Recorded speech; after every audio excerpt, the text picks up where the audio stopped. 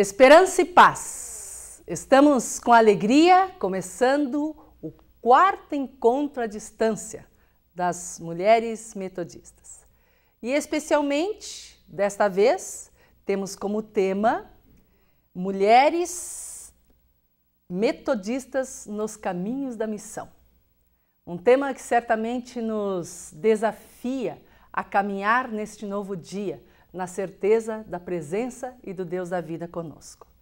Por isso, convidamos a todos os irmãos e irmãs para que possamos nos colocar em pé e vamos juntos proceder à leitura bíblica que se encontra no livro do profeta Isaías, no capítulo 6. Vamos então nos colocar em pé e proceder esta leitura. Ouvi a voz do Senhor que dizia: a quem enviarei e quem há de ir por nós? Disse eu: eis-me aqui, envia-me a mim. E é nessa certeza que nós convidamos então, ainda em pé, orarmos ao Senhor, colocando-nos assim à disposição de compromisso neste novo dia. Oremos, pois. Ó Deus, damos-te graças pelo dom da vida, pela certeza do teu cuidado, da tua presença e especialmente nesse momento em que nos reunimos, mulheres, homens, crianças do norte, do sul, de leste a oeste do nosso país. Possamos assim nos reunirmos também em oração e em comunhão. Temos oportunidade de momento de capacitação, momento de reflexão, e especialmente a certeza do teu cuidado, da tua companhia. Dirige todos esses momentos e que possamos sair daqui com um renovo de fé, de esperança e de amor e especialmente dispostos e dispostas a prosseguir firmes e fortes nos caminhos da missão. Amém. Com alegria, nós convidamos agora aos irmãos e irmãs para nós cantarmos juntos o cântico que diz Vida e Missão. Nós vamos cantar este cântico com a participação da pianista Lisete Espíndola, com também o regente Jonas Paulo e também como vocal vamos ter a acadêmica Rejane Gama. Cantemos, pois, com muita alegria e prosseguimos assim nos caminhos da missão.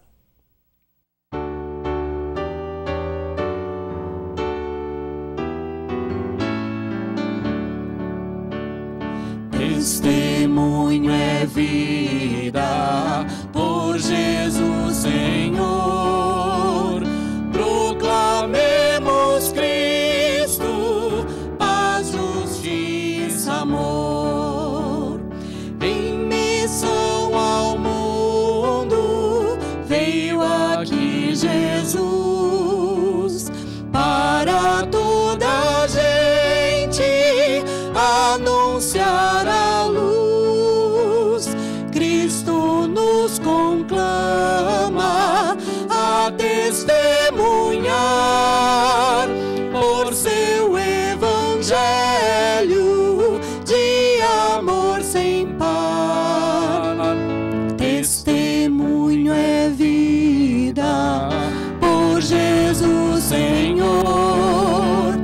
Proclamemos Cristo, paz, justiça, amor. Convidamos a todos e todas agora para cantar conosco esta canção com muita alegria desde o início. Em missão ao mundo veio aqui Jesus para toda a gente anunciar a luz.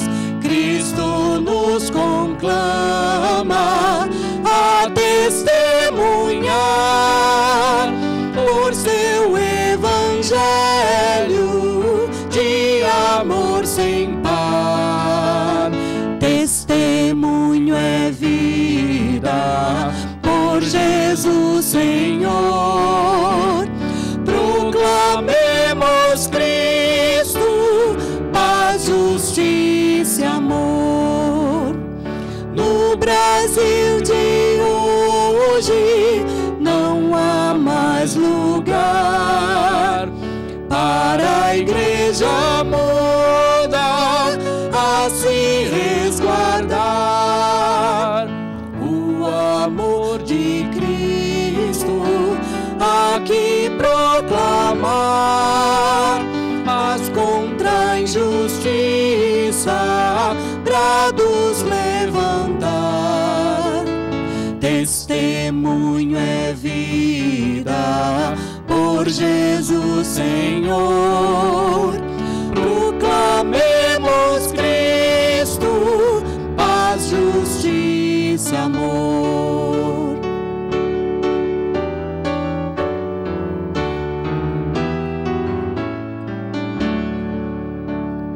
Forças há no mundo contra a vida e o ser, e o Senhor nos chama a morte a vencer. Mas o duro exemplo que nos dá Jesus mostra que é preciso enfrentar a cruz.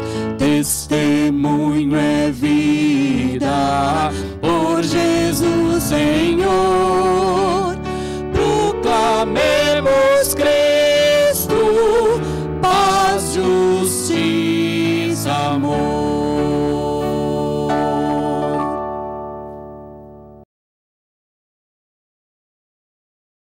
Bom dia a todas e todos. Seja a graça de Cristo a inundar os nossos corações no decorrer desse dia, nesse quarto encontro de capacitação para mulheres metodistas. E nesse encontro, então, quarto, nós já estamos no segundo ano aí desse curso de capacitação na qual as mulheres podem se capacitar para melhor servir ao Senhor. E eu gostaria também de chamar a sua atenção para que você anote na sua agenda já os 2 próximos encontros que acontecerão no ano de 2012. Nós teremos então o 5º Encontro Nacional de Mulheres Metodistas à Distância no dia 14 de abril de 2012 e o 6º encontro no dia 25 de agosto de 2012. Então, marque na sua agenda essas datas, 14 de abril e 25 de agosto de 2012. Lembrando que esse encontro ele é feito em parceria e nós temos, então, como parceira para a promoção deste evento a Confederação Metodista de Mulheres. Então, nós vamos ouvir agora a presidente da Confederação dando uma saudação aí às irmãs e irmãos de todo o Brasil. Vamos ouvir a nossa irmã Sônia Palmeira. Olá, minhas irmãs de todo o Brasil, que nesse momento estão reunidas para mais um encontro da mulher metodista à distância. Um sonho que finalmente foi realizado. E esse sonho foi realizado também graças a uma parceria com o Centro Otília Chaves e a Universidade Metodista. E isso muito nos alegra. Temos tido, assim, resultados muito bons. No primeiro, no segundo, no terceiro, e agora nós estamos vivendo esses momentos de conhecimento, de aprendizado, no 4º encontro. E isso muito nos alegra. Nós estamos alegres porque vocês estão tendo oportunidade, não somente vocês, todas nós estamos tendo oportunidade de poder aprender sobre esses temas que já foram feitos e também agora trabalhando a mulher metodista nos caminhos da missão. Espero que vocês aproveitem bem, porque isso é para o crescimento e conhecimento de todas nós. Agradecemos mais uma vez à Universidade Metodista, ao Centro Otília Chaves, esta parceria que está sendo feita com muito amor, muito carinho e muita dedicação de todos nós. Que Deus possa abençoar a vida de cada uma de vocês nas suas vidas e que vocês tenham sempre essa vontade de caminhar rumo à missão. Que Deus possa estar conosco hoje e sempre. Que Deus nos abençoe. Amém. Bom, nós ouvimos aí a palavra de saudação da presidente da Confederação e nós gostaríamos também de lembrar agora dos congressos regionais que acontecerão no segundo semestre deste ano. Nós temos aí os congressos, na primeira região, de 2 a 6 de novembro de 2011, em Xerém, Rio de Janeiro, segunda região eclesiástica, de 12 a 15 de novembro, em São Leopoldo, Rio Grande do Sul, terceira região eclesiástica, de 13 a 16 de outubro, em Atibaia, São Paulo, quarta região eclesiástica, de 29 a 30 de setembro, a 1º e 2 de outubro, em Viana, no Espírito Santo, quinta região, de 4 a 6 de novembro, em Caldas Novas, Goiás. Sexta região eclesiástica, de 11 a 14 de novembro, em Londrina, no Paraná. Região missionária do Nordeste, Remini, de 13 a 16 de outubro, em Fortaleza, Ceará. E a região missionária do Norte, Rema, de 4 a 6 de novembro, em Ji-Paraná, Rondônia. Então anote também na sua agenda essas datas agora para o segundo semestre. Se tiver alguma dúvida, procure as presidentes das federações para participar desse evento que é especial, que é dedicado às mulheres. Nós aqui do Centro Otília Chaves, além da parceria que temos com a Confederação de Mulheres, nós também temos vocês como nossas parceiras aí e nós precisamos de vocês também para alimentar o nosso site. Envie testemunhos, artigos, alguma palavra que você queira partilhar com as irmãs de todo o Brasil, para que a gente possa então colocar no nosso site e partilhar aí experiências de vida com todas as irmãs. Lembrando também que nós gostaríamos que vocês nos enviassem ao final deste quarto encontro os relatórios com as fichas de inscrições e fotos. Esses relatórios, fichas de inscrições e fotos são muito importantes aqui para nós do Centro Otília Chaves, porque eles nos ajudam a preparar cada encontro. As fotos nos ajudam a visualizar aí quantas pessoas participaram dos encontros, como aconteceu aí na sua cidade. Então é muito importante para nós recebermos esse feedback. Para vocês terem uma noção aí da importância de relatórios, fichas, fotos, vamos dar uma olhada aqui no terceiro encontro de mulheres metodistas à distância, cujo tema foi Mulher, Vida e Saúde. Nós tivemos no último encontro 81 polos com a participação aproximada de 5.700 pessoas em todo o Brasil. Então tivemos 9 lugares na Rema, 8 lugares na 5ª região, 13 lugares na 6ª região, 2 na 2ª, 13 lugares na 3ª região, 17 na Remini, 1 na 4ª região e 18 na 1ª região. Então, como vocês podem perceber, esse encontro ele alcança aí as pessoas de todo o nosso país. Então, foram aproximadamente 5.700 pessoas. Para a gente chegar a esse número, a essa quantidade de polos, é muito importante também a sua participação. Por isso, nós queremos deixar aqui também o site do Centro Otília Chaves, www.centrootiliachaves.com.br e o e-mail centro.otiliachaves@metodista.br. E aí você tem aí a página do site do nosso centro e nós convidamos todas vocês, como eu disse, a partilhar conosco das experiências cotidianas da sua igreja local, das sociedades de mulheres, para que a gente possa partilhar a vida aí com todas as pessoas do nosso país, todas as mulheres e homens metodistas desse país. Nós, mais uma vez, queremos agradecer a sua participação com o envio de fotos dos relatórios que nos ajuda, como eu disse, a realizar este encontro. Que seja a graça de Cristo mais uma vez sobre as nossas vidas nesse dia. Olá! Certamente, neste quarto encontro de Mulheres à Distância, temos muitos desafios. Muitas pessoas que estão aí participando nesse instante chegaram nos lugares, eis que muito cedo. Chegaram então nos lugares e tiveram a oportunidade quer de partilhar, de orar, de dizer assim quem eu sou, quais as minhas expectativas para esse evento, momento aí de confraternização, momento de devoção. Algumas pessoas nós sabemos que estão nos polos da Universidade Metodista.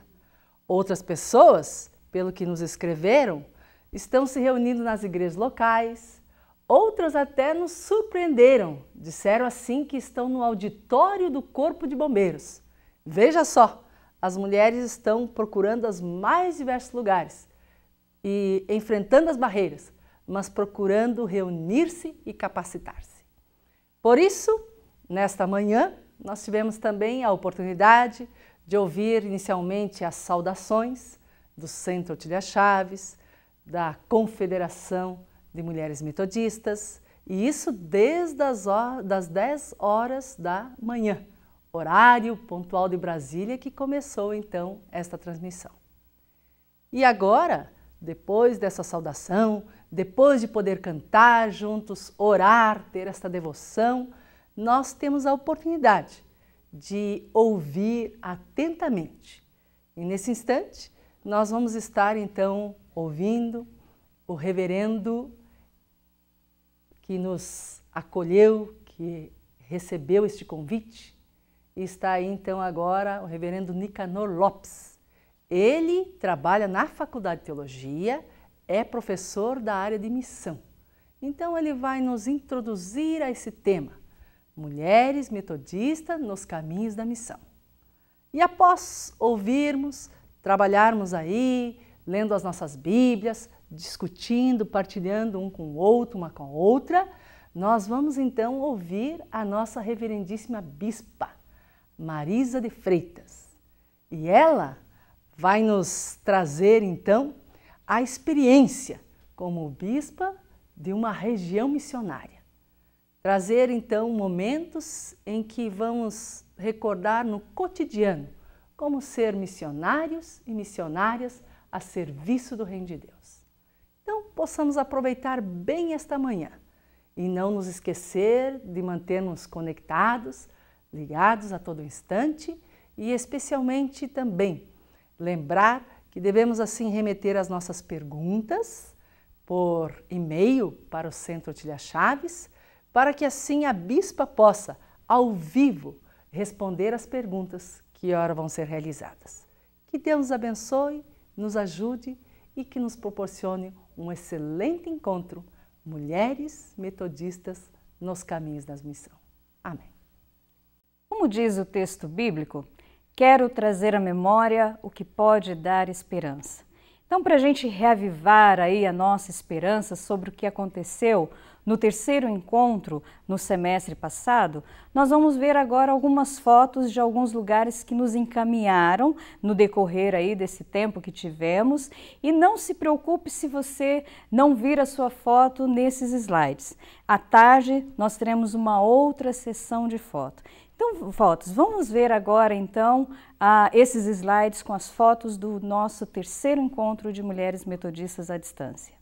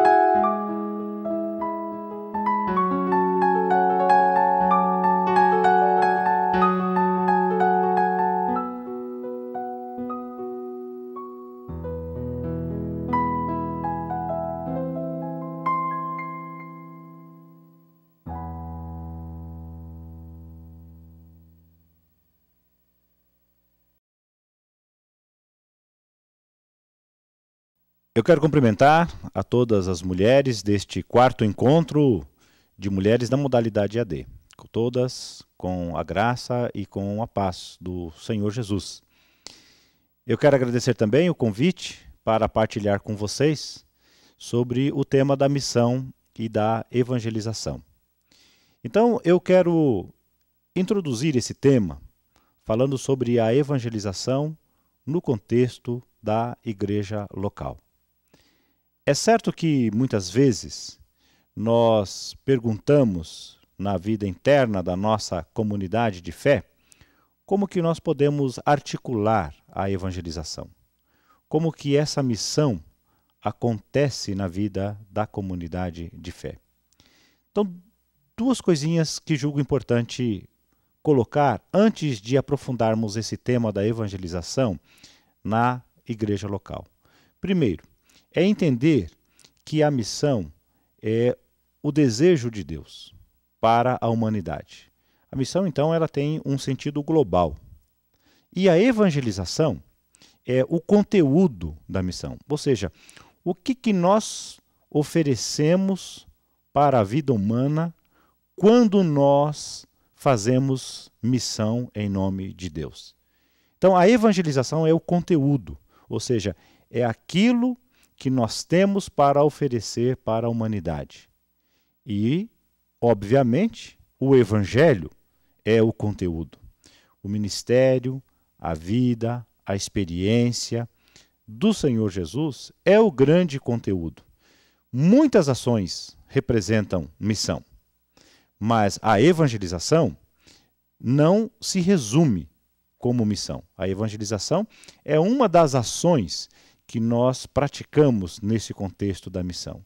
E o ponto central da discussão da evangelização no contexto da igreja local é exatamente o conteúdo, ou seja, a boa notícia que a igreja tem para oferecer. Diante disso, eu gostaria de destacar o pensamento na evangelização no Evangelho de Mateus. Se nós olharmos o capítulo de número 10 do Evangelho de Mateus, nós vamos perceber que ali existe uma carta missionária. Jesus chama os seus discípulos, dá instruções a respeito da missão, e se nós observarmos em especial no capítulo 10 os versículos a partir de número 5, nós vamos perceber que ele fala que os discípulos devem ter um rumo, ou seja, tem uma meta. E ele diz assim: a estes 12 enviou Jesus, dando-lhes as seguintes instruções: não tomeis rumos aos gentios, nem entreis em cidades samaritanas, nem outras cidades, mas de preferência procurai as ovelhas perdidas da casa de Israel. Esta primeira carta missionária de Jesus, que Mateus relata, ela tem uma direção própria, ou seja, para o povo de Jerusalém. Mas, se nós olharmos o final do Evangelho de Mateus, lá no capítulo 28, a partir do versículo 16, nós vamos perceber que Jesus está dizendo assim: ide por todo o mundo. Qual é, então, a diferença ou qual é a razão de aqui no capítulo 10 ele falar que eles devem se dirigir à casa de Israel e lá no capítulo 28 ele falar que nós temos que ir a todo mundo e pregar o Evangelho? Nesse período, entre o capítulo 10 e o capítulo 28, Jesus tem uma experiência significativa que vale a pena nós nos apropriarmos nos dias de hoje para entendermos a evangelização.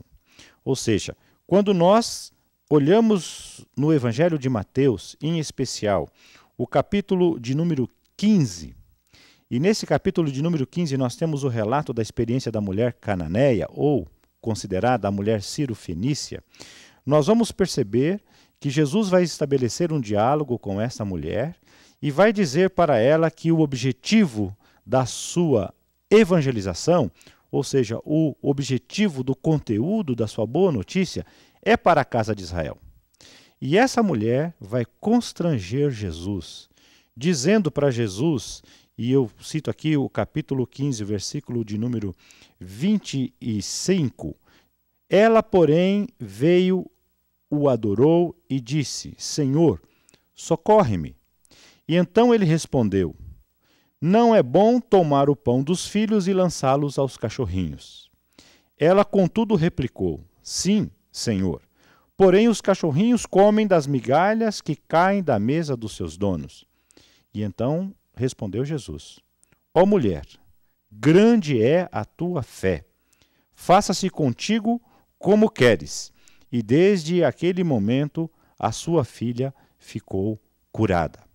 Então, a questão da evangelização tem uma mudança de rumo aqui no capítulo de número 15 de Mateus, porque alguém com uma carência, com uma necessidade, mudou o pensamento de Jesus.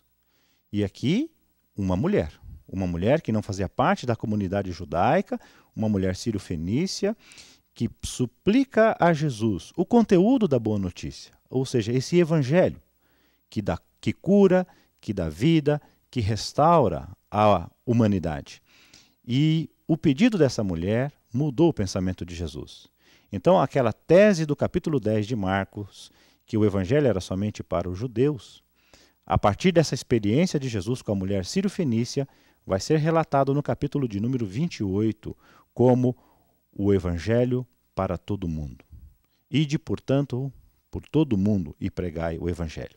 Então aqui, neste momento, eu quero dar graças a Deus pelas mulheres, porque as mulheres, elas têm um envolvimento tão grande com a vida, ao ponto de transformar o pensamento de Jesus a respeito do seu campo missionário. Isso mesmo, eu quero dar graças a Deus pelas mulheres, porque elas conhecem a vida. Elas sabem onde a vida vive no limite, na fronteira, onde a vida enfrenta os problemas da morte, inclusive, como era o caso da filha dessa mulher sírio-fenícia.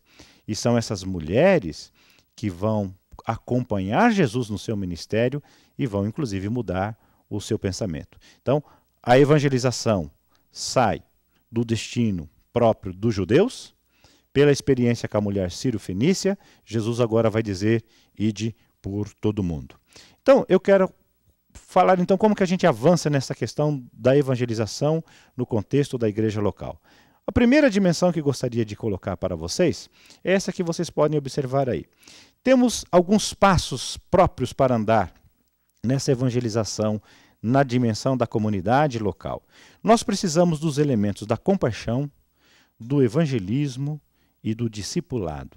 Esses três passos são fundamentais para nós compreendermos a dimensão da evangelização em Jesus. Então, vamos falar um pouco sobre compaixão, que é o que a gente observa no relato desta mulher sírio-fenícia. Compaixão, então, é uma experiência que a igreja precisa ter, porque Jesus, ele sempre foi movido de íntima compaixão, né? E ele, nessa experiência de Mateus 20, 34, diz que ele, movido de íntima compaixão, tocou-lhes nos olhos e logo viram, e eles seguiram Jesus. Está relatado lá em Mateus 20, 34. Então, compaixão é uma virtude, a virtude que nos permite entrar e participar da dor e da necessidade dos outros. Eu creio que as mulheres na comunidade local são essas pessoas cobertas de compaixão. Elas têm uma sensibilidade da vida humana ao ponto de ter essa dimensão da compaixão muito latente nas suas vidas. E aqui, então, eu creio que o ministério das mulheres nas comunidades locais é exatamente de sensibilizar as pessoas, sensibilizar os homens, sensibilizar a juventude para essa dimensão da compaixão. A evangelização é um gesto da compaixão. Nós precisamos crescer na igreja em compaixão.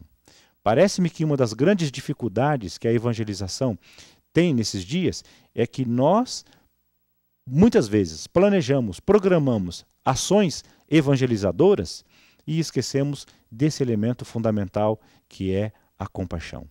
A evangelização sem a compaixão, ela não tem esse caráter do amor que Deus revela em Jesus Cristo. Porque a missão nada mais é do que essa ação de amor de Deus para com a humanidade. Eu tenho dito na igreja onde sou pastor, lá no Jardim Pacaembu, em Campinas, e também aqui para os alunos da Faculdade de Teologia, de que nós falamos muito que precisamos proclamar, tornar conhecido o ministério de Jesus, nós precisamos tornar conhecido o Evangelho. Eu, pessoalmente, estou convencido que nós precisamos de dar um passo a mais. Creio que as pessoas já conhecem bem o Evangelho.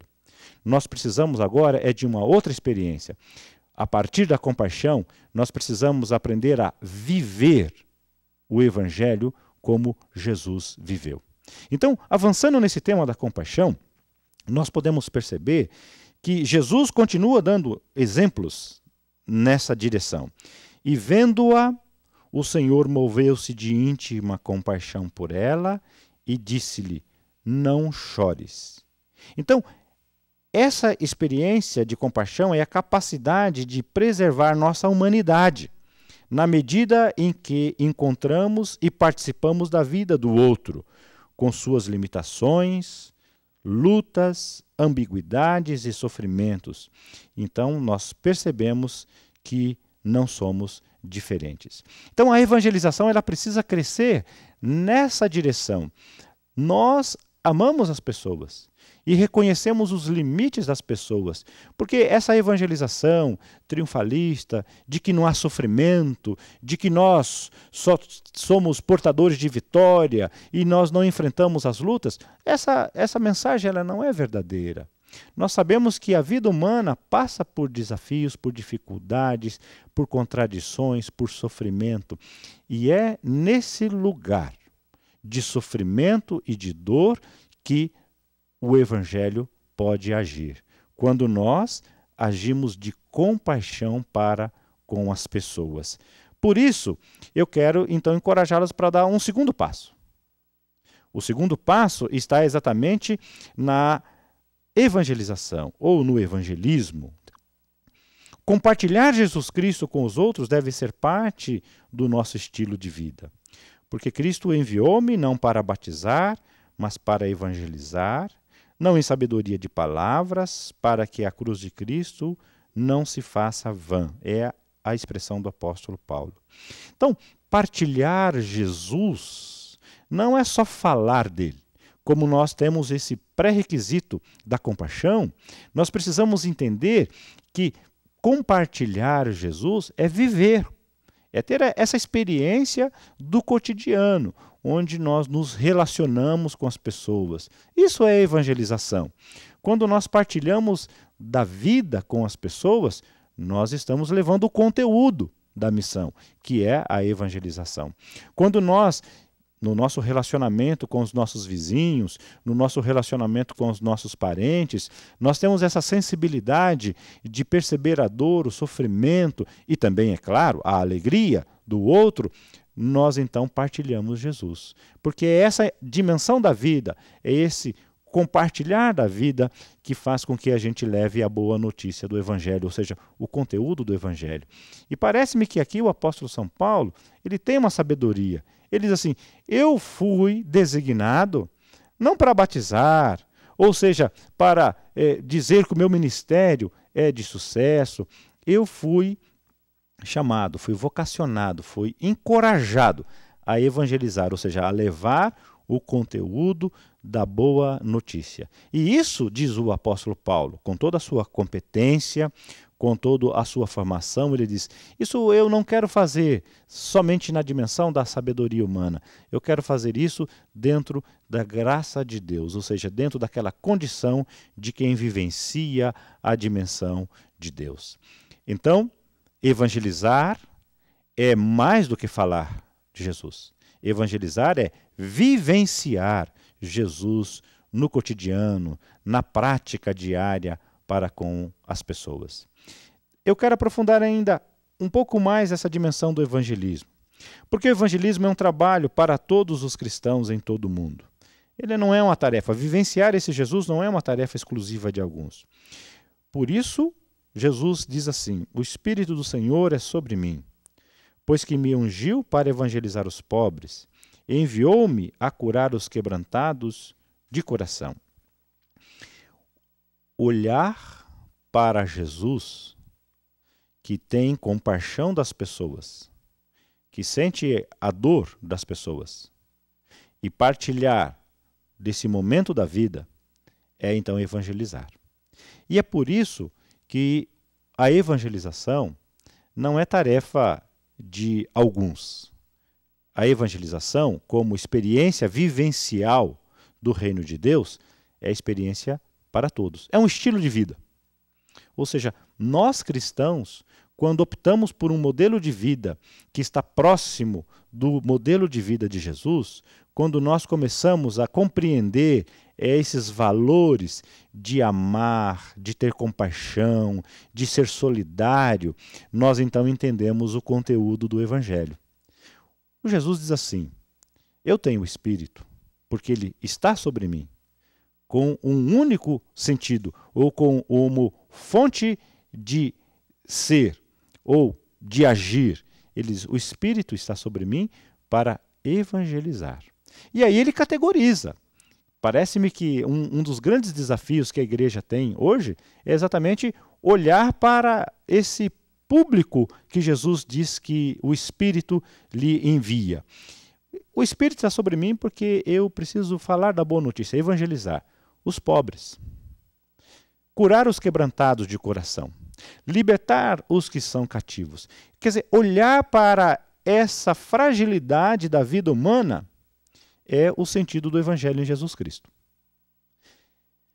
Eu creio que as mulheres têm um sentido muito forte e até mesmo uma compreensão melhor do que muitos outros quando ela fala, quando ela entende essa fala de Jesus a respeito do público-alvo. Ele diz assim: eu estou com o Espírito de Deus sobre mim porque eu tenho um grupo próprio para levar esse conteúdo do Evangelho.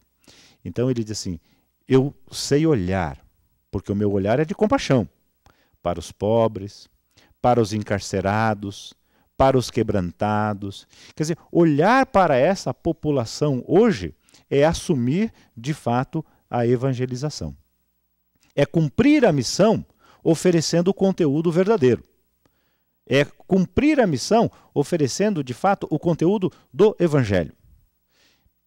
Penso que nós precisamos retomar alguns pontos da evangelização, porque muitas vezes nós não temos essa clareza da presença do Espírito em nós, não temos a sensibilidade da compaixão e queremos uma evangelização desconectada com a vida das pessoas. Então, a evangelização, ela está intimamente ligada com o Espírito de Deus que age sobre a vida do ser humano, assim como estava sobre a vida de Jesus, para sensibilizar as pessoas a oferecer o conteúdo da graça de Deus para aqueles que vivem no limite da vida, que vivem nas dificuldades que a vida humana oferece.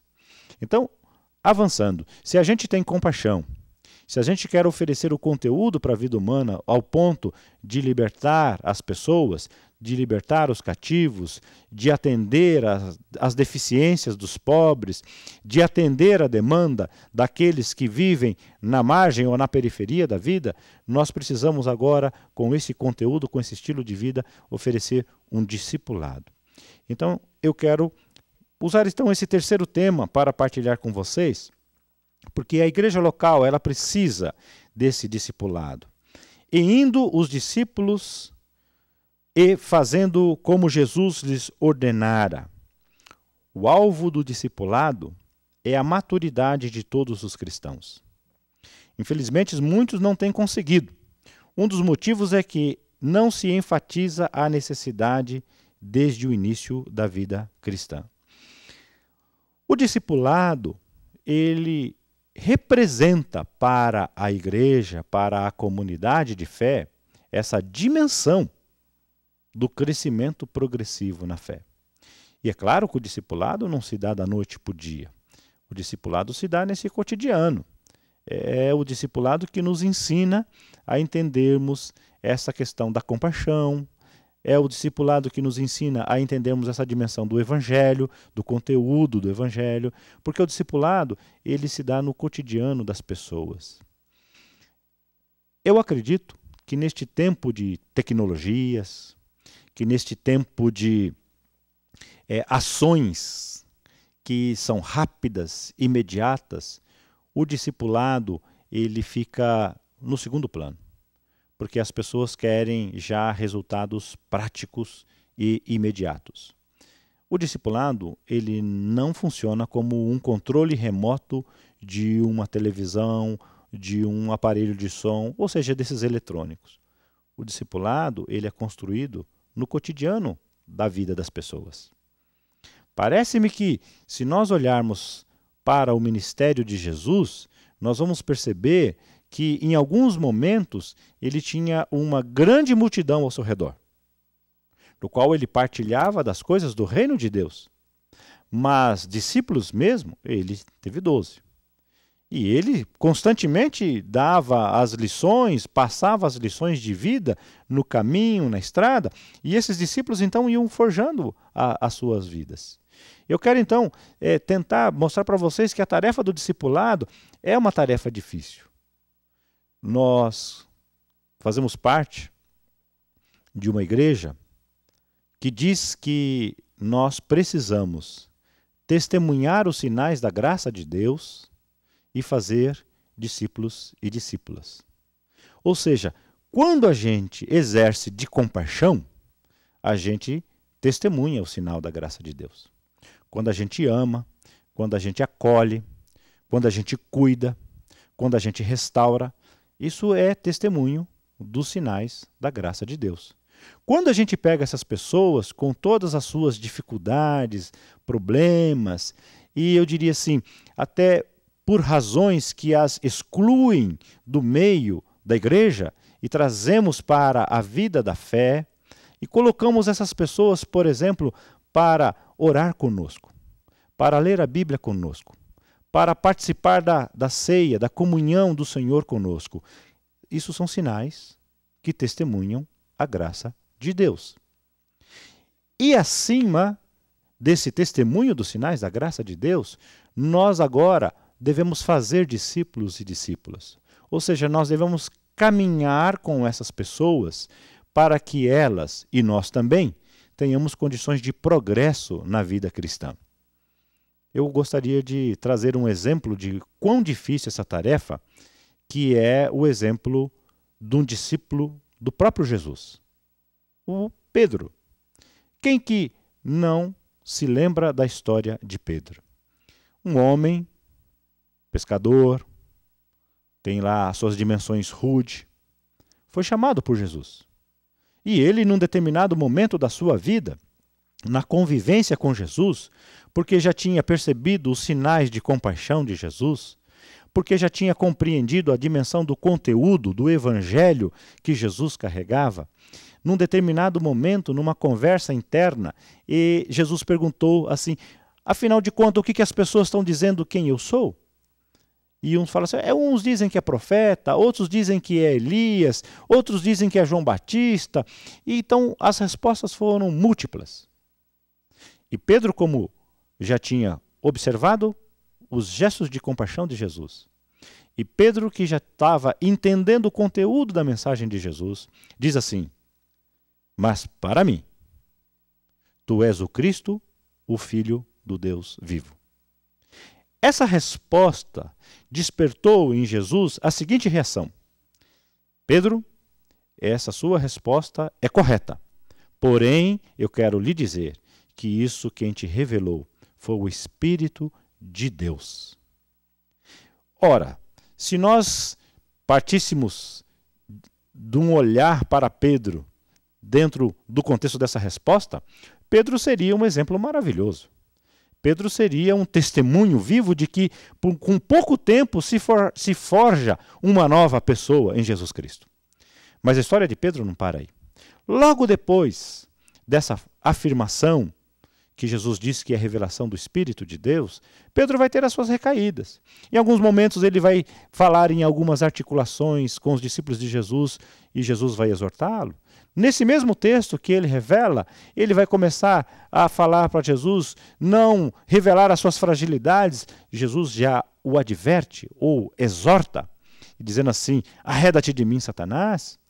Pedro vai dizer lá na frente, na hora que vai ser interrogado pelas pessoas, se ele era amigo ou não de Jesus, ele vai dizer que não era amigo de Jesus. Pedro vai enfrentar uma infinidade de dificuldades, porque a vida humana, ela tem essas fragilidades em assumir a plenitude do reino de Deus.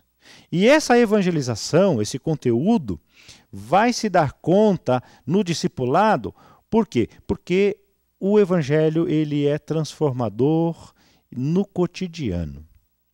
O mesmo Pedro que na defesa de Jesus cortou a orelha de Malco foi o Pedro que negou as relações de amizade com Jesus. E a gente olha lá no evangelho, um dos últimos gestos ou diálogos que o evangelho estabelece é a conversa de Jesus com Pedro. Pedro, tu me amas? Sim, Senhor, eu te amo. Mais do que tudo, o Senhor sabe disso. Pedro, tu me amas? Sim, Senhor, eu te amo, o Senhor sabe disso. A verdade é que essa resposta, ou seja, essa conversa acontece por 3 vezes, até o momento que o Pedro fica aborrecido, assim, será que ele não acredita que eu amo ele? E Jesus tenta então partilhar nesse relato que o discipulado é exatamente uma construção de vida que acontece com o cotidiano. Em alguns momentos nós fraquejamos. Em alguns momentos nós desapontamos Jesus com as nossas iniciativas. Então, discipulado é exatamente um estilo de vida que é progressivo, que vai garantindo, inclusive, as nossas mudanças, que precisa garantir as nossas mudanças. É um estilo de vida que cada hora procura ser comparado ao estilo de vida de Jesus. E por isso nós vamos então tendo necessidade de mudar. A evangelização, a missão e a evangelização cumprem o seu papel quando elas têm essa visão progressiva da dimensão da fé. Não é algo que se faz da noite para o dia. Então, eu quero ir para as conclusões. Evangelização no contexto da igreja local, ela tem essa dimensão também do discipulado, porque disse Jesus: nisto todos conhecerão que sois meus discípulos, se vos amardes uns aos outros. Então aqui tem uma palavra-chave: amar um ao outro.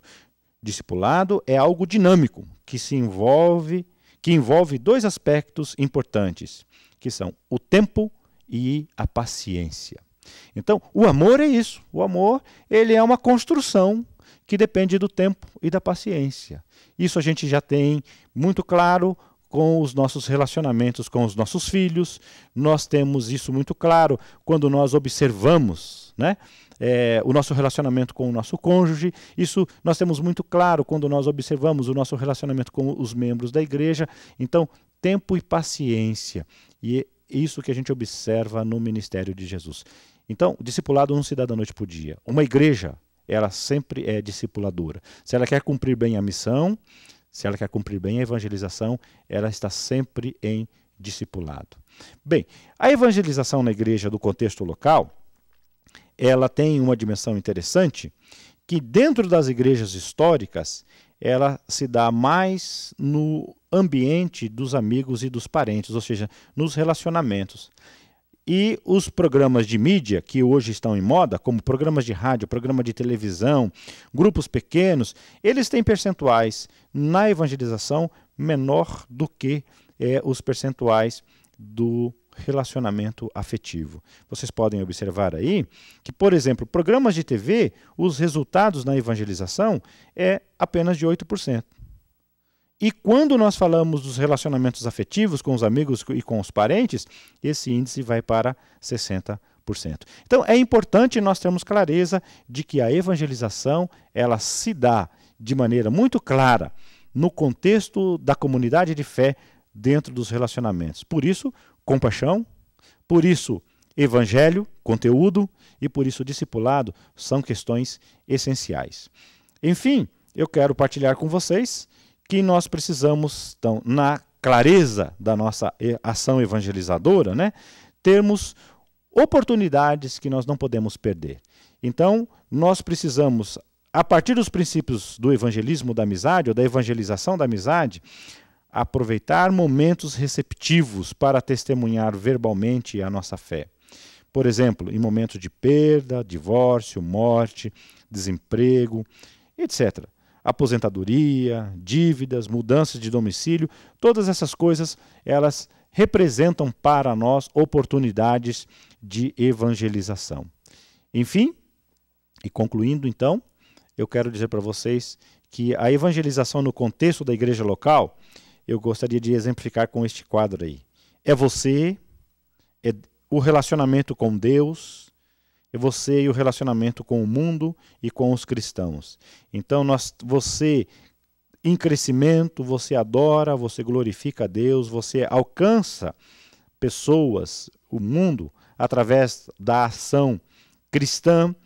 Você, juntamente com outros cristãos, também pode e deve adorar e glorificar a Deus, edificar, evangelizar, e por isso nessa construção nós temos oportunidade de falar da graça de Deus. Eu quero me despedir de vocês, mulheres que transformam o pensamento da vida humana, mulheres cobertas de compaixão, mulheres que carregam o conteúdo do Evangelho, mulheres que discipulam, que têm paciência, né? Pegam os filhos pequenos e vão cuidando deles até o fim da vida. Eu quero dizer para vocês que nossa igreja, nesse desafio da missão e da evangelização, deve aprender e dar passos cada dia mais nessa dimensão de testemunhar os sinais da graça de Deus e de fazer discípulos e discípulas. E nós cumprimos isso quando nós temos compaixão pelos outros, quando nós falamos do conteúdo do Evangelho e quando nós temos paciência para discipular pessoas. Que Deus abençoe a todas vocês e que nesse ministério da missão e da evangelização, vocês mulheres continuem sendo um grande exemplo na vida das nossas igrejas. Deus os abençoe. Olá, queridas! E aí, como que tá indo o encontro? Tudo bem? Agora você vai ficar em pé aí no seu lugar. Isso mesmo, pode ficar em pé. Levanta aí. Vamos lá, meninas? Agora você vai esticar o seu braço lá no alto e vai segurar o teto. Bem lá no alto, isso. Vamos mexer, vamos esticar. Vamos aí alongar o nosso corpo. Agora você vai alongar para o seu lado esquerdo. Isso, muito bem. Agora para o seu lado direito. Isso. Agora você vai fazer assim, ó. O amor de Deus é tão grande. Vamos de novo? O amor de Deus é tão grande. Isso. Agora vira para a amiga do lado e dê um abraço bem forte. Isso. Vira para a amiga do outro lado e dê um abraço mais forte ainda. Isso. Vamos lá. O amor de Deus é tão grande. Dá as suas mãos e vamos lá, continuando a missão.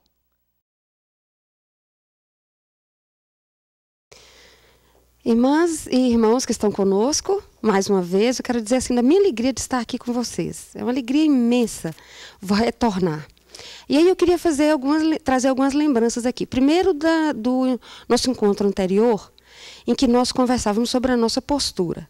Então vamos lembrar aí, ninguém, de forma alguma, ninguém encurvado. Todo mundo certinho aí, se ajeite aí na poltrona, se ajeite aí na cadeira, se ajeite aí no chão, que seja, mas vamos manter a nossa postura para a gente poder cuidar bem da nossa coluna, né? Trazendo essa mensagem de volta.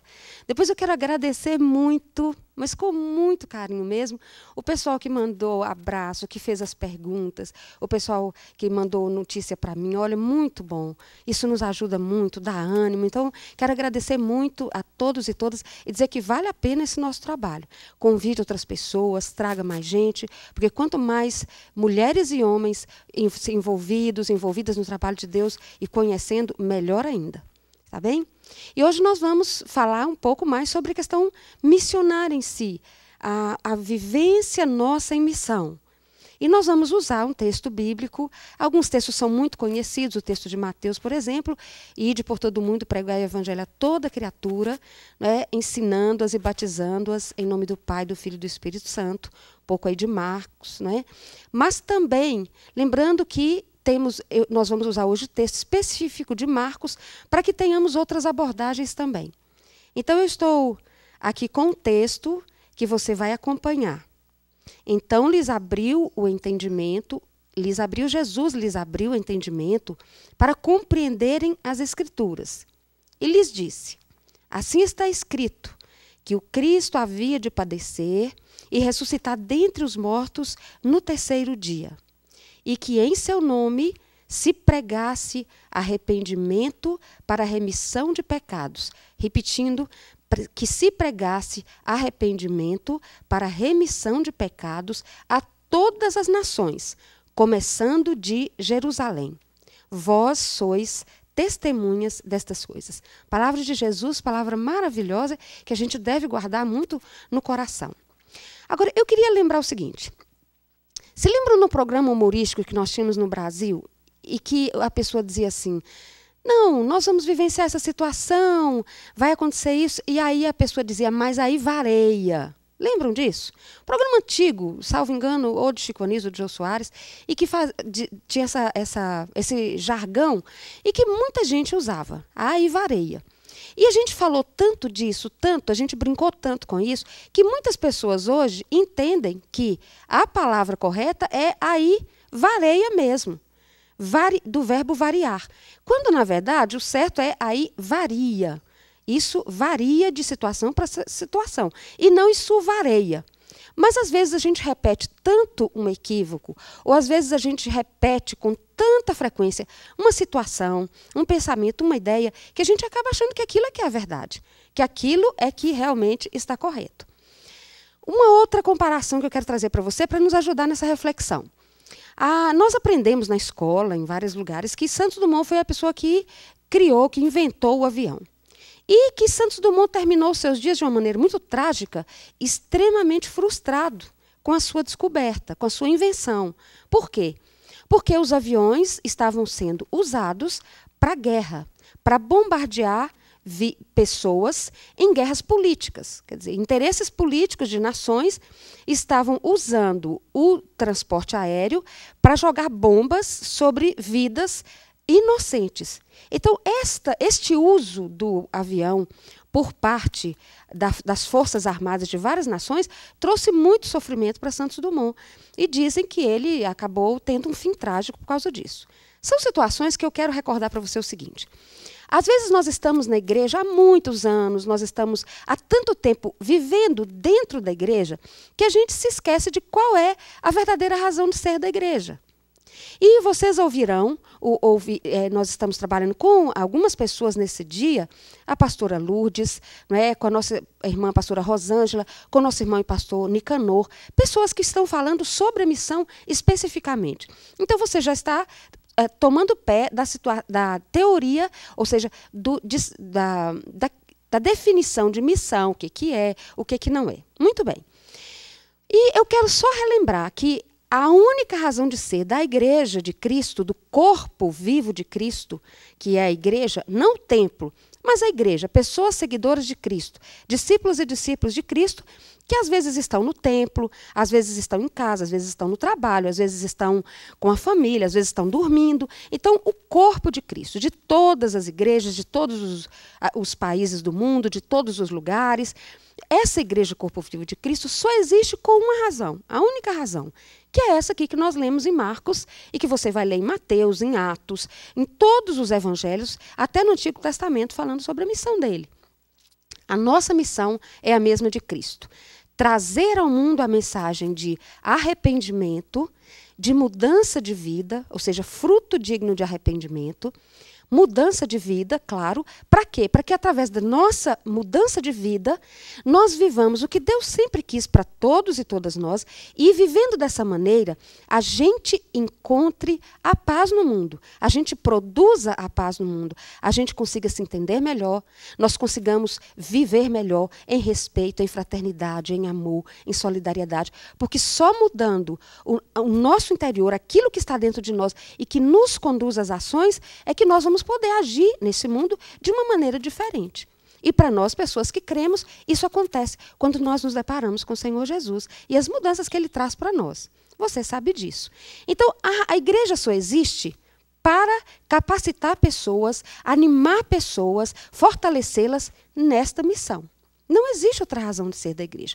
Então, tudo que a igreja faz, tudo é missão. Ou seja, tudo tem que estar a serviço desse propósito de Deus. Ministério de dança, ministério de louvor, ministério de oração, ministério de ornamentação, tudo que se faz tem que ser pensando de que maneira eu posso utilizar esse meu dom, esse meu talento, para que pessoas conheçam a Jesus, se arrependam dos seus pecados e alcancem vida nova. Tudo nosso tem que ser assim. Então, na verdade, tudo para nós é missão. Algumas pessoas fazem uma diferença entre missão e missões. A Igreja Metodista não faz essa diferença. As que fazem a diferença dizem missão é o trabalho da igreja. E missões é alcançar pessoas fora do país. Para nós, metodistas, só existe missão. Missão em Jerusalém, ou seja, na cidade onde Jesus estava, em que os discípulos estavam, a cidade que já era o centro da fé, ficar só em Jerusalém. Mas também missão em Samaria, ou seja, saindo de Jerusalém, do Reino do Sul e indo para o Reino do Norte, que é a capital Samaria. Então, sai de Jerusalém, vai para mais próximo. E a todas as nações, até os confins da terra. Aí inclui todas as nações, todos os países. Então, para nós metodistas, missão é local, distrital, regional, nacional e extranacional, fora do nosso país. Mas é missão do mesmo jeito. Não é? Só muda o lugar de realizar a missão. Mas Jesus disse que nós temos que ser pessoas missionárias em todos esses lugares. No lugar onde nós moramos, nas cidades mais próximas, nas cidades mais longínquas e até os confins do mundo. Bom, isso aqui eu estou deixando para que a gente tenha noção por que nós não usamos a palavra missões. Para nós é missão, perto ou mais longe, é missão. Só existe cristã e cristão quando está em missão. Porque Cristo nos chama ao arrependimento, à mudança de vida, para realizar algo, ou seja, para cumprir uma missão. E a missão é essa, trazer pessoas para o reino de Deus, trazer pessoas para o Senhor Jesus, ajudá-las a serem alcançadas pelo poder de Deus que muda completamente a vida. E você sabe bem disso, como muda, não é? Bom, e agora eu vou tratar um pouquinho da missão de exemplos bem práticos, porque vocês estão ouvindo hoje várias ideias aí sobre missão. Mas assim, de que maneira nós, mulheres e homens do Senhor, podemos agir? O que a gente pode realizar assim, de bem concreto? Então, quero chamar a sua atenção para algumas possibilidades. E, especialmente, eu falarei da missão, a princípio da missão no Nordeste, porque é onde é a que eu conheço. Por exemplo, nós temos lá em Bom Jesus da Lapa uma missionária metodista. Ela não é pastora, ela é leiga. E o nome dela é Alessandra. Alessandra é do Rio de Janeiro, fez o curso de missões, de missão, não é? Lá no Rio de Janeiro, na nossa escola de missões lá no Rio de Janeiro, foi capacitada e se colocou à disposição para servir a Deus onde pudesse, onde fosse necessário. A desafiada para ir para o Nordeste, ela foi. Ela é uma jovem, ainda solteira, e se colocou à disposição para ir, para sair do seio da família dela e ir para um campo missionário metodista no Brasil. Que coisa bonita. Então, a Alessandra foi para lá. Nós a colocamos numa igreja pequena, supervisionada pelo SD, o pastor Dilson, e a Alessandra faz um trabalho, olha, maravilhoso. Primeiro, ela é uma pessoa alegre, não é uma pessoa disposta, uma pessoa trabalhadora, inteligente, uma menina bonita, só vendo. E essa menina se dispôs mesmo a servir a Deus. Foi para Bom Jesus da Lapa, um lugar que não é tão próximo. a igreja mais próxima dela está a 400 quilômetros aproximadamente, mas ela está lá, feliz da vida. Uma igreja bem pequena, tinha pouquíssimas pessoas na igreja. E a Alessandra começou como? Um atendimento com criança. Ela começou a visitar as escolas próximas à igreja, as escolas da cidade, contando história para as crianças, levando material de brincadeira com as crianças, orientando as crianças, fazendo dias com as crianças da escola na igreja. E com isso, ela foi cativando as pessoas e transmitindo às crianças a mensagem do Senhor. Irmãs e irmãos, isso daí foi crescendo o movimento e pessoas adultas na igreja. E hoje, graças a Deus, olha, a Alessandra chegou onde devia. E está implantando o projeto Sombra e Água Fresca lá. Olha que coisa boa. Então, como que nós mulheres podemos servir a Deus na prática? Uma delas é essa, nos colocar disponíveis para sairmos do nosso canto e irmos para um outro lugar, trabalhar com crianças, com mulheres, com adultos, dentro do dom que Deus nos deu.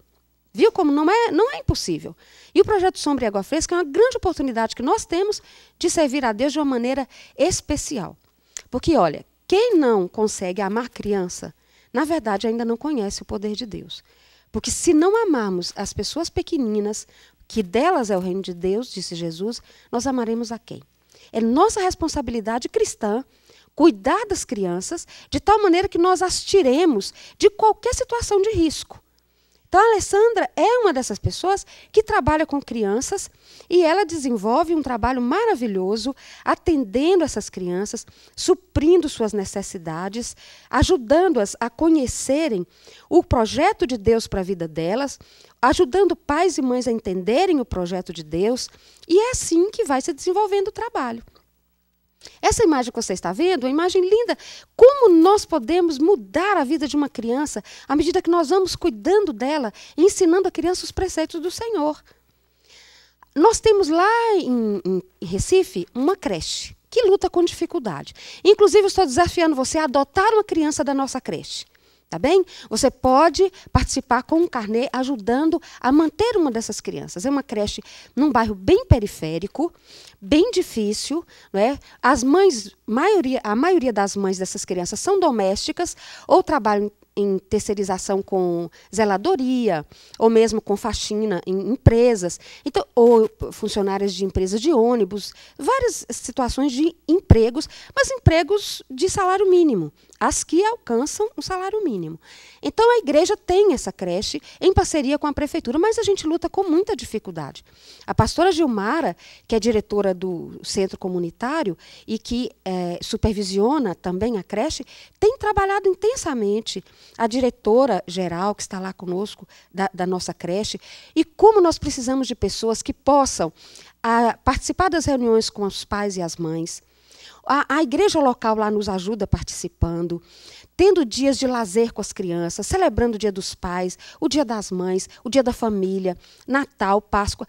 Como que nós podemos atuar, gente? Olha que experiência maravilhosa, organizarmos nossas sociedades, a juventude da igreja, o ministério de louvor da igreja, o ministério de intercessão, o próprio ministério de dança, olha aí, o coral, para ir para cantar, para participar junto com essas crianças, para lancharem com elas, para abraçarem, para dizer para elas quanto que Deus as ama. Então, a oportunidade não nos falta.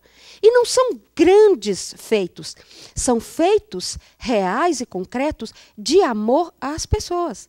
Então, essa é uma maneira de nós demonstrarmos. Na sua cidade, certamente há creches, há asilos. Você já pensou em mobilizar o seu grupo na igreja para poder estar com essas pessoas?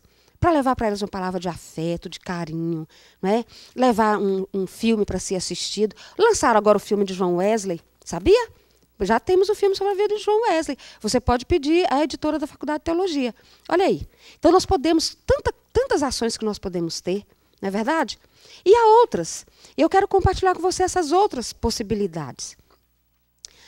Nós temos também lá no Nordeste uma irmã nossa que trabalha lá no interior do Ceará. Outra evangelista, também não é pastora, é leiga, o nome dela é Claudete, ela é originária do Rio de Janeiro, estava aqui em São Paulo, ajudando em São Paulo, foi desafiada a ir para o Nordeste, teve o apoio do bispo Adriel, nossa gratidão a ele, como também ao bispo Paulo lá no Rio, e foi para para o Nordeste. Está hoje no interior do Ceará, trabalhando com mulheres, com homens, uma dinâmica maravilhosa. Ela é muito dinâmica, a Claudete. Meu abraço a você, Claudete, viu? Deus continue abençoando sua vida. Então, uma irmã que não é pastora, mas é uma pessoa que ama vidas. Ela quer ver as pessoas bem. Ela se preocupa com os adultos, ela se preocupa com as mulheres, ela se preocupa com as crianças da igreja, com adolescentes, e está envolvida, motivando, orientando, trazendo ânimo para as pessoas. Isso é missão também, é se envolver com pessoas por amor, por querer que elas estejam dentro do projeto de Deus, dentro daquilo que Deus quer para elas. Então você também pode fazer isso. Todas e todos que estamos ouvindo podemos. Não necessariamente você precisa se deslocar. Mas você pode trabalhar mesmo na sua comunidade, perto da sua casa, na escola, perto da rua onde você mora. Quanto que você poderia conversar com a diretora? Olha, eu gostaria de passar uma vez por mês ou a cada 2 meses, os jovens da nossa igreja virem até aqui para passar um dia brincando com as crianças na escola, um dia de lazer. E quanto nós transmitiremos do Senhor, quanto que as pessoas poderão sentir que nós realmente as amamos e nos preocupamos com elas. E essa é a mensagem que Deus quer que nós deixemos. E que nós nos preocupamos que elas estejam cada dia melhor, que alcancem seus alvos, que não se deixem levar por situações que querem destruir, que tendem a levá-las para um caminho de morte, um caminho de destruição, um caminho que a gente chamaria, na linguagem evangélica, de perdição. Então, essa é outra possibilidade. Mas tem mais também. Olha aqui. Nós temos uma pastora, que é pastora lá no interior da Bahia, numa cidade, a segunda, terceira maior cidade do estado da Bahia, que é a pastora Roseli. A pastora Roseli teve uma experiência de vida muito forte. Ela era de uma família de recursos, o pai fora deputado estadual, lá no estado da Bahia. E, por situações diversas, o pai acabou sendo assassinado por razões políticas, e a família sofreu um revés na vida. E a família toda lidava muito com obras de feitiçaria. Toda a família, o pai, pessoas ligadas à família, parentes, de modo geral. E a Roseli foi criada nesse espaço. E a fé que ela professava era essa fé ligada a feitiçarias. E era a fé associada ao poder político que ela conhecia. Mas um dia ela teve um sonho. E Deus falou com ela em sonho. E Deus disse que aquilo que ela estava vivendo não era o que ele queria, que ele tinha outros projetos para ela. E através do sonho, ela buscou a Deus. E se aproximou de pessoas cristãs, de pessoas de igrejas cristãs evangélicas, e ela realmente foi transformada pelo poder de Deus, foi liberta de forças espirituais que atuavam na vida dela, de forças malignas, de forças demoníacas. E Deus, então, a vocacionou para trabalhar com libertação de pessoas que estavam oprimidas, sujeitas a forças malignas e a deuses falsos que as pessoas acreditam, mas que traz a elas muito sofrimento. Então, ela é pastora de uma igreja, realiza toda a atividade da igreja, mas também tem todo o ministério treinado, capacitado, para trabalhar especificamente com libertação de pessoas, inclusive com libertação de pessoas que realmente professam o satanismo, que participam de igrejas satânicas, e Deus a tem chamado para trabalhar com pessoas assim, e várias vidas têm sido libertas. Pessoas que viviam práticas terríveis, até mesmo de chegar ao ponto de retirar corpos já enterrados para fazer uso disso em celebrações da fé que elas tinham. Então, coisas assim graves. Mas Deus tem usado essa mulher para libertar muitas vidas. E eu estou com ela, conheço e sei como que é.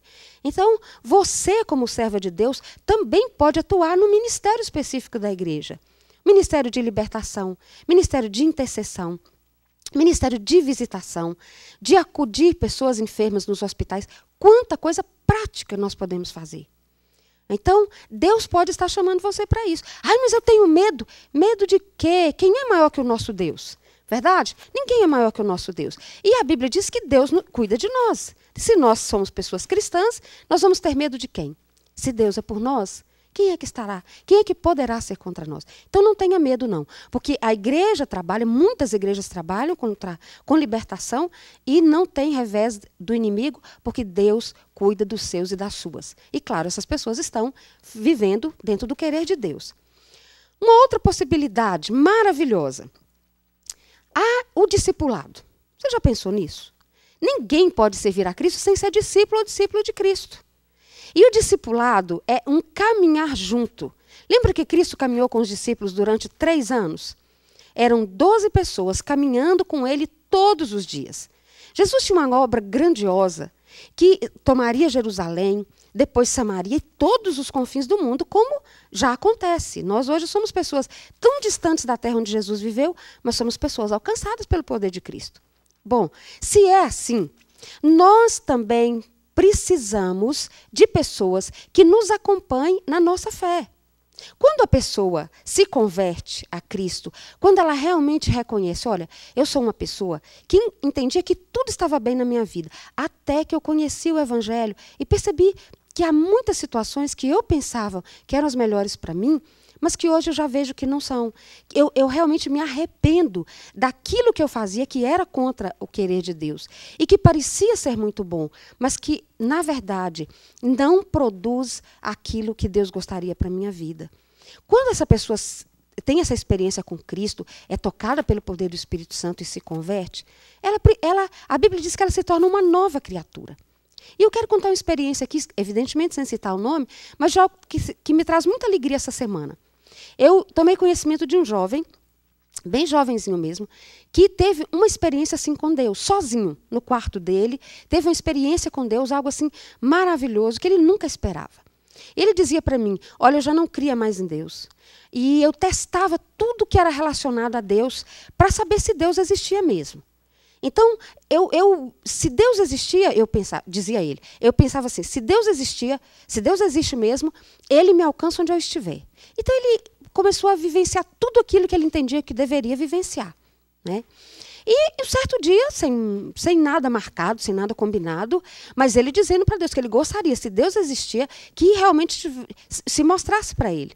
E um belo dia na casa, há poucos dias agora, na casa dele, Deus se mostrou para ele de uma maneira que ele tem tanta convicção que foi Deus. E não foi nada simples, foi meio conturbado, mas ele teve uma experiência tão grande que ele compartilhou comigo, eu sou uma outra pessoa. Eu tinha convicção que o que eu fazia, que as minhas opções eram as melhores, eu tinha convicção disso. Mas depois que eu tive esse encontro com Jesus, eu tive a convicção de que não é. E mudou tudo aqui dentro, eu não sei explicar isso. E eu dizia para ele, eu sei do que você está falando de um milagre do Senhor. E eu disse, quem que está te acompanhando? Ele disse, não tem ninguém assim me acompanhando, e eu tenho muitas dúvidas, eu estou cheio de perguntas, estou cheio de inquietações, eu não quero perder meus amigos que eu tinha, eu quero falar disso de bom que aconteceu na minha vida. Então, eu me propus a discipular esse jovem, e estou na alegria grande porque ele quer. E o discipulado é um compromisso que a gente tem com uma pessoa que é nova na fé. Ela está começando, tudo é novo para ela, apesar dele já ser membro da igreja, hein? Ele está começando. Então, ele precisa conhecer a palavra, ele tem dúvidas, ele precisa orar, ele precisa de cobertura, de oração quando estiver com os amigos que faziam uso de drogas ilícitas. Então, que coisa boa alguém que acompanha outra pessoa. Alguém que acompanha por amor, por desejar ver aquela pessoa crescer, por desejar ver aquela vida se firmar, por ver que é real o que aconteceu com aquela pessoa. Gente, isso é maravilhoso. O discipulado é esse acompanhamento.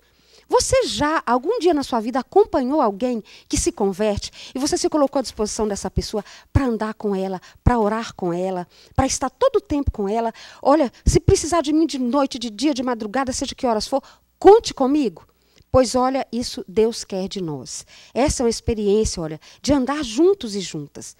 Que bonito, o discipulado são pessoas mais experientes, andando com pessoas que são novas, que nasceram de novo e que estão crescendo e que desejam crescer. E é muito bom forjar, ajudar no estudo da palavra, da oração e do jejum, a formar esse caráter de uma pessoa que serve a Deus.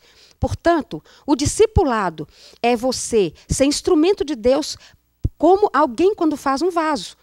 O barro está ali, o barro é de qualidade boa, ele estava disforme, mas à medida que a palavra de Deus, a oração, a convivência com o povo santo, santo no sentido de que serve a Deus, e a convivência Com pessoas que carecem de Deus, você vai ajudando essa pessoa a ser moldada e ela vai tomando um formato bonito até que ela seja um vaso, como Paulo falou. Eu sou um vaso de barro que não tem tanto valor, mas eu trago dentro de mim um tesouro tão grande, tão maravilhoso, que isso me faz ter muito valor.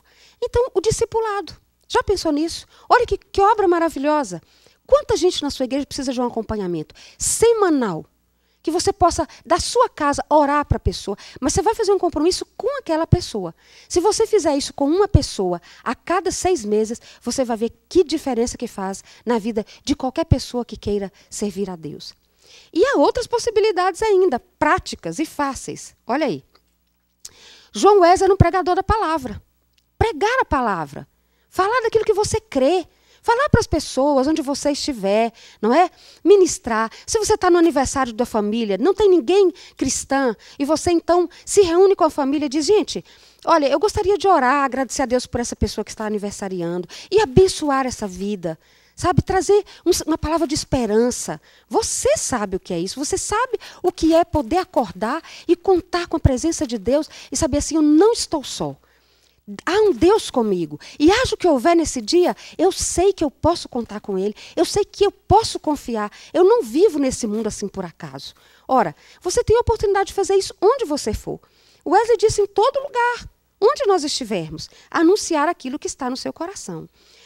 Olha outra maneira de participar, bem prática, ajudando com a campanha nacional de oferta missionária. Você pode bolar, junto com as pessoas da igreja, como é que nós podemos arrecadar mais ainda.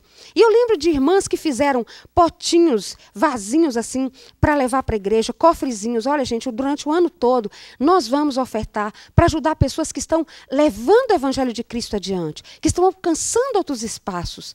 Nós podemos colaborar de várias maneiras, lendo a revista missionária, sabendo sobre o assunto, perguntando na igreja local, para o pastor, para a pastora, não é? Para evangelista, para o evangelista.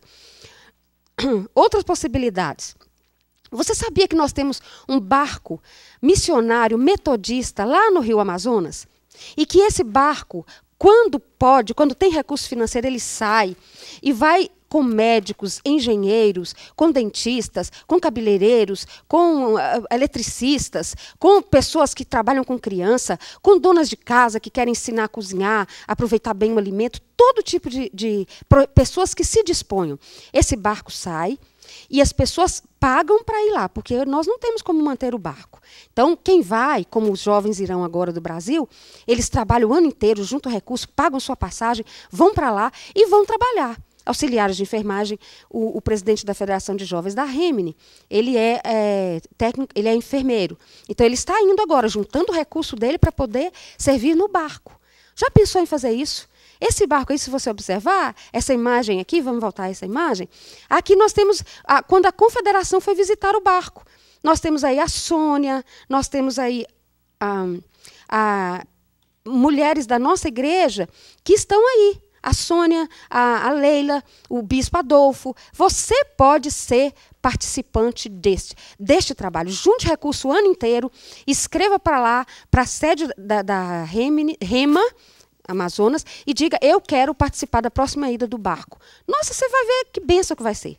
Sua vida nunca mais será a mesma. O dia que você for servir a pessoas que moram à beira do Rio Amazonas e que não têm nenhum recurso e que não têm acesso à cidade e que precisam de pessoas que cheguem lá para medicação, para cortar cabelo, para todas as funções. Outra possibilidade que você pode ter, uma semana para Jesus. Em algumas regiões é chamada assim, outras têm um final de semana para Jesus, outras têm com várias atividades de vários profissionais que se dedicam à obra de Deus. E tudo isso tem acontecido. Ah, mas isso dá muito trabalho. Começa fazendo isso no ponto missionário aí da igreja. Começa fazendo isso junto à família, por exemplo. Se você tem alguém que trabalha com você, uma funcionária em casa, e que às vezes tem necessidade, olha, então nós vamos fazer um mutirão da igreja daqui a 6 meses na sua casa e vamos ajudar. É um trabalho missionário. É um tempo para Jesus. Outra possibilidade que nós temos, divulgar a voz missionária, presentear a voz missionária. Quanto que um artigo pode mudar a vida de alguém? Deixe no consultório médico, deixe no ônibus, leve para alguém, leve para uma creche, leve para um asilo. O devocionário metodista, 365 dias com Deus, uma bênção. Nós já estamos no volume 4, esse é o anterior, mas você tem devocional para o ano inteiro. Como você pode dar de presente de Natal? Você pode levar a mensagem do Senhor através desse devocionário, que é de excelente qualidade para a nossa vida. O cenáculo, como você pode evangelizar? Olha, com imagens do cenáculo, levando essa mensagem, presenteando a família, a tia, a namorada, o namorado, não é? O irmão, sobrinhos, com o no cenáculo. Não perca essa oportunidade. Leve a palavra de Deus adiante. E, evidentemente, como que nós podemos participar orando? Você, às vezes, está assim, não está no ônibus e sente que alguém não está bem. E eu sei que é possível, porque eu já fiz isso. Olha, eu não sei o que você está passando, mas eu sinto que você não está bem. Posso orar por você? E se a pessoa não quiser, não insista. Mas se ela disser, não, pode orar sim. E você peça a Deus, Senhor, eu não sei o que ela está vivendo, mas eu sei que o Senhor é um Deus vivo. Então, Senhor, toca nessa vida, fala a esse coração, fala com essa pessoa. Olha, são pequenos exemplos de como nós podemos ser muito práticos e práticas na missão. Que Deus nos abençoe, continue conosco e te anime. Você pode fazer alguma coisa. Não existe ninguém que não possa realizar nada por amor ao Senhor Jesus e por amor às pessoas, a quem nós queremos tão bem e queremos que conheça a alegria que nós temos, a força que nós temos, o sustento que nós temos por termos nossa fé no Senhor Jesus. Vamos lá? É tempo de trabalho e o tempo é hoje. Não temos mais tanto tempo assim. Ore, coloque-se à disposição do Senhor, porque toda semente lançada produz bom fruto. Um abraço, que Deus nos abençoe e até depois para o momento das nossas perguntas. Ok?